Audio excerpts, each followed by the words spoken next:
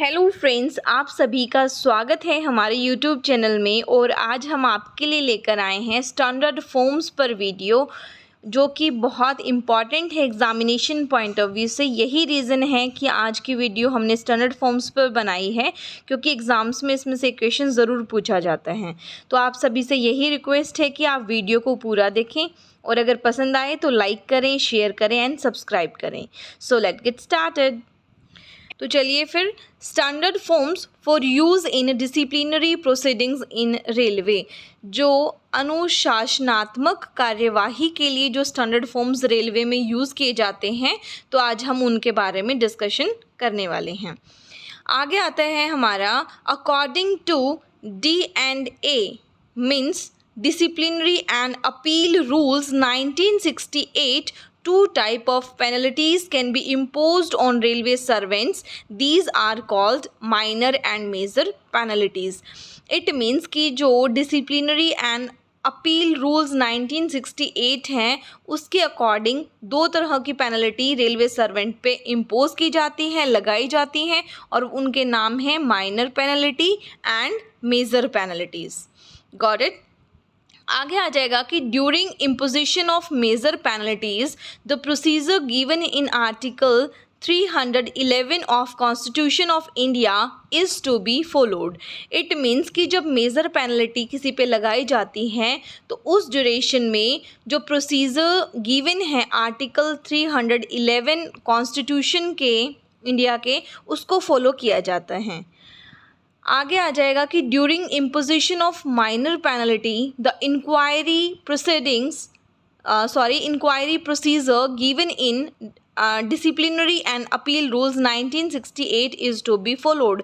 It means कि जब imposition किया जाता है माइनर पेनल्टी को, तो उस केस में क्या फॉलो किया जाता है? Inquiry procedure given in disciplinary and appeal rules 1968, उसको फॉलो किया जाता है। Got it. तो अब हमारे पास स्टैंडर्ड फॉर्म्स हैं। फर्स्ट स्टैंडर्ड फॉर्म में क्या लिखा गया है कि placing an employee under suspension.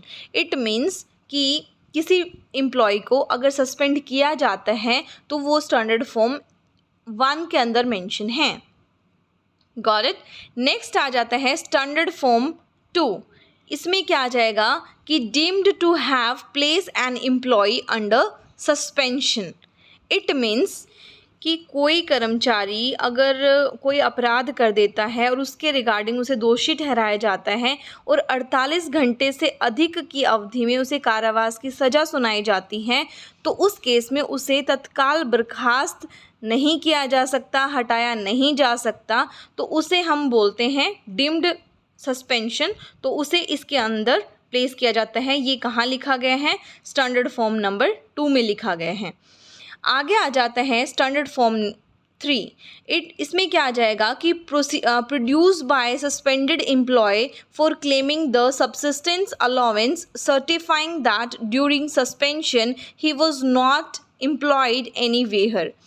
ये जो स्टैंडर्ड फॉर्म नंबर 3 है, ये प्रोड्यूस की जाती है सस्पेंडेड एम्प्लॉय के द्वारा।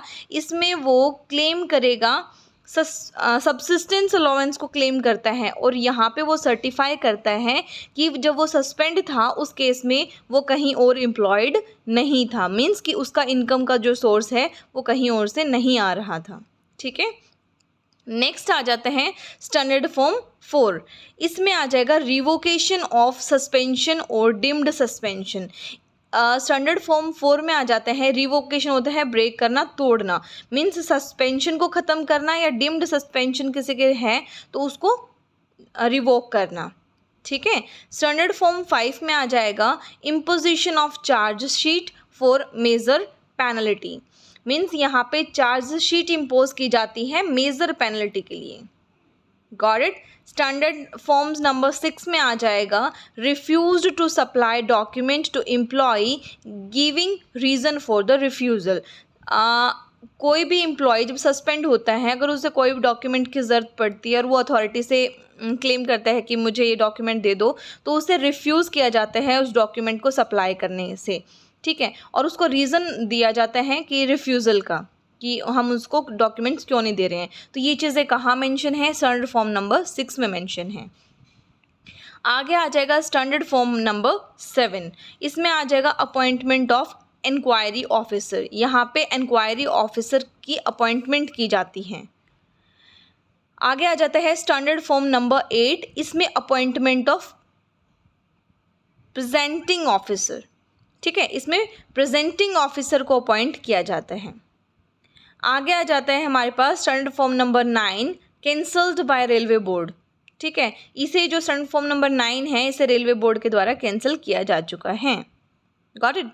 आगे आ जाता है स्टैंडर्ड फॉर्म नंबर 10, इसमें आ जाएगा issuing chargesheet for common proceedings, जिसमें मान लो कोई भी एम्प्लॉई है, उसके रिगार्डिंग उसको कॉमन प्रोसीडिंग्स के अंदर रखा गया है या कॉमन प्रोसीडिंग्स चल रही है जिस पर, तो उस केस में अगर उसे चार्जशीट इशू करनी है तो स्टैंडर्ड फॉर्म नंबर 10 के अकॉर्डिंग की जाएगी। आगे आ जाता है स्टैंडर्ड फॉर्म 10 और ब्रैकेट में आ जाएगा ए। तो 10A में क्या लिखा गया है, appointment of inquiry officer in common proceeding. अगर कोई एम्प्लॉई है उसमें उसके रिगार्डिंग अगर कॉमन प्रोसीडिंग्स चल रही है तो वहाँ पर अगर हमें इंक्वायरी ऑफिसर अपॉइंट करना पड़े तो वो 10A के अकॉर्डिंग आएगा। ठीक है, स्टैंडर्ड फॉर्म 10B में क्या लिखा गया है कि वहाँ पर appointment of presenting officer in common proceeding. अगर कोई एम्प्लॉई है जिसके रिगार्डिंग कॉमन प्रोसीडिंग चल रही है और वहाँ पर अगर हमें प्रेजेंटिंग ऑफिसर की अपॉइंटमेंट करनी पड़े तो वो 10B में आएगा। आगे आ जाता है स्टैंडर्ड फॉर्म नंबर 11, इसमें आ जाएगा chargesheet for minor penalty. Minor penalty के लिए चार्जशीट करना स्टैंडर्ड फॉर्म नंबर 11 में आता है। स्टैंडर्ड फॉर्म नंबर 11A में लिखा गया है convert minor penalty to major penalty. Means कोई एम्प्लॉई है उस पर अगर माइनर पेनल्टी इम्पोज की गई है तो उसे मेजर में कन्वर्ट करना 11A के अंदर आता है। आगे आ जाएगा स्टैंडर्ड फॉर्म नंबर 11B, इसमें आ जाएगा कि conduct inquiry in minor penalty. ठीक है, माइनर पेनल्टी इम्पोज हो चुकी है, वहाँ पर अगर हमें इंक्वायरी कंडक्ट करवानी पड़े तो वो 11B के अंदर आ जाएगी। आगे आ जाता है स्टैंडर्ड फॉर्म नंबर 11C, इसमें convert major penalty to minor penalty. ठीक है, मेजर को माइनर में कन्वर्ट करना आ जाता है 11C में। अब बेसिकली तो यही जो स्टैंडर्ड फॉर्म्स हैं यही यूज़ की जाती हैं 1 से लेके 11 तक। ठीक है, बाकी 12, 13 और 14 और भी डाली हैं हमने इसमें। तो 12 में क्या आ जाएगा, memorandum where action is proposed under rule 14(1). इसमें क्या आ जाएगा कि ज्ञापन जहां नियम 14 के तहत कार्रवाई प्रस्तावित की गई है तो वो चीज़ें आ जाती है स्टैंडर्ड फॉर्म नंबर 12 में। स्टैंडर्ड फॉर्म नंबर 13 क्या कहता है कि permission from president for action taking against the retire railway employee, कि इसमें आ जाती है कि प्रेसिडेंट से हमें परमिशन लेनी पड़ती है। कोई भी रिटायर्ड रेलवे एम्प्लॉय है, अगर हमें उस पर कोई एक्शन लेना है तो उस केस में हमें प्रेसिडेंट से परमिशन लेनी पड़ेगी। आगे आ जाता है standard form number 14। Standard form number 14 में बोला गया है कि charge sheet for retired railway employee, कि जो भी रिटायर्ड रेलवे एम्प्लॉय है अगर हमें उनके खिलाफ अगर चार्जशीट करना पड़े तो उसको रखा गया है स्टैंडर्ड फॉर्म नंबर 14 में। Got it friends. तो अब आ जाता है इसका समरी। ठीक है, इसकी समरी आ जाती है जिसमें ऑलरेडी जो सारी जो 1 to 11 जो मोस्ट इम्पॉर्टेंट स्टैंडर्ड फॉर्म्स हैं उसको बताया गया है। तो चलिए फ्रेंड्स, आज हमने वीडियो में पढ़ा है तो हम उसका रिव्यू ले लेते हैं, और रिव्यू भी ऐसा लेते हैं कि हमें बस अभी इसी मिनट में याद हो जाएगा कि हमने पूरी वीडियो में क्या पढ़ा था। तो स्टैंडर्ड फॉर्म नंबर 1 में आ जाएगा सस्पेंशन, और स्टैंडर्ड फॉर्म नंबर 2 में आ जाएगा डिम्ड सस्पेंशन। दोनों याद हो गए। अब अगर बंदा सस्पेंड हो जाता है उसके बाद वो क्या करेगा, सब्सिस्टेंस अलाउंस की डिमांड करेगा, तो वो आ जाएगा 3 के अंदर। ठीक है, तो अब उसने सब्सिस्टेंस अलाउंस की डिमांड भी कर ली तो उसके बाद उसको रिवोक किया जाएगा ना, उसके सस्पेंशन को तोड़ा जाएगा, मतलब उसको ख़त्म किया जाएगा, तो वो आ जाता है 4 के अंदर।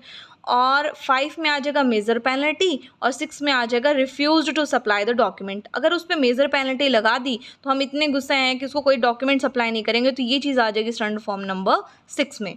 ठीक है, तो 1 to 6 दोबारा रिविजन करते हैं। फर्स्ट में सस्पेंशन, सेकेंड में डिम्ड सस्पेंशन, थर्ड में आ जाएगा सब्सिस्टेंस अलाउंस। ठीक है, फोर्थ में क्या आ जाएगा, रिवोकेशन ऑफ सस्पेंशन, फिफ्थ में आ जाएगा मेजर पेनल्टी, और गुस्सा हो गए हम तो हम उसको कोई डॉक्यूमेंट नहीं देंगे, तो ये आ जाए है refuse to supply the document standard form number 6 में। ठीक है। स्टैंडर्ड फॉर्म नंबर 7 में क्या आ जाएगा, appointment of inquiry officer, and 8 में क्या आ जाएगा, अपॉइंटमेंट ऑफ प्रेजेंटिंग ऑफिसर। ठीक है, दोनों सिमिलर है ना, पहले इंक्वायरी ऑफिसर और फिर आ जाएगा प्रेजेंटिंग ऑफिसर। और 10 के अंदर 10 में ओ है ना, जैसे 10 में 0 होती है तो वैसे कॉमन याद रह जाएगा, कॉमन प्रोसीडिंग।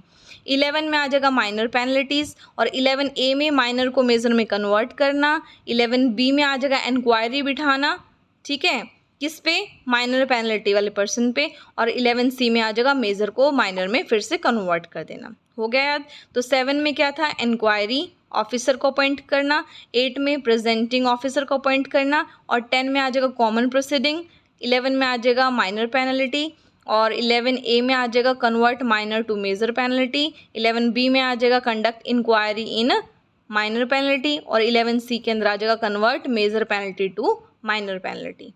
ठीक है, तो आज का क्वेश्चन है आपके लिए, स्टैंडर्ड फॉर्म नंबर 4 के अंदर क्या मेंशन किया गया है, आप ये हमें बताएंगे कमेंट्स में। ठीक है, सो थैंक यू फ्रेंड्स, मिलते हैं कल नई वीडियो के साथ।